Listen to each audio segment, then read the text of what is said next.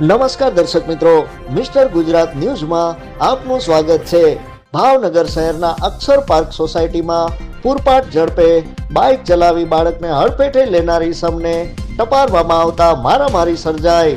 બનાવ અંગેની પ્રાપ્ત થતી માહિતી અનુસાર ભાવનગર શહેરના કુંભારવાડા અક્ષર પાર્ક સોસાયટીમાં એક ઇસમ પૂરપાટ ઝડપે બાઇક લઈ જતો હોય તે સમયે એક બાળકને અડફેટે લીધો હતો, જેને લઈને ત્યાં ઉભેલા કાળુભાઈ ચીકાભાઈ ગોહિલ અને નીતિનભાઈ કાળુભાઈ ગોહિલે આ ઈસમને બાઇક ધીમું હકાવવાનું કહેતા આ ઈસમે મારામારી કરી હતી, જેના કારણે કાળુભાઈ તેમજ નીતિનભાઈને ઈજા પહોંચી હતી, જે બંનેને સારવાર માટે સર્ટી હોસ્પિટલ ખસેડાયા હતા।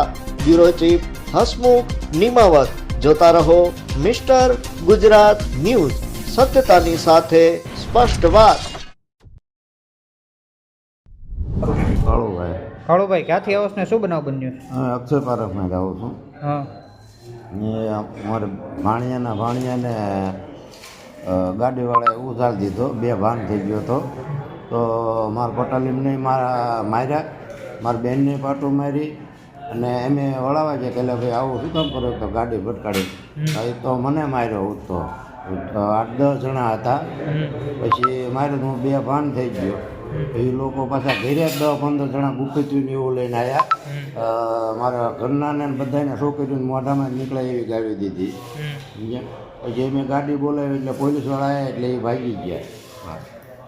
એ લોકો કેટલા વ્યક્તિઓ હતા? એટલે પહેલાં હતા મારવામાં મારા પટેલના 6 થી 7 જણા જુવાનિયા, અને પછી અમારા ડેલાઈટે ચડી ગયા, બોલાયા, એને ફોન કરી, લગભગ 20 થી 22 જણા હતા। હા, મોઢામાં જ નીકળે એવી ગાડી દે મારા ઘરનાને।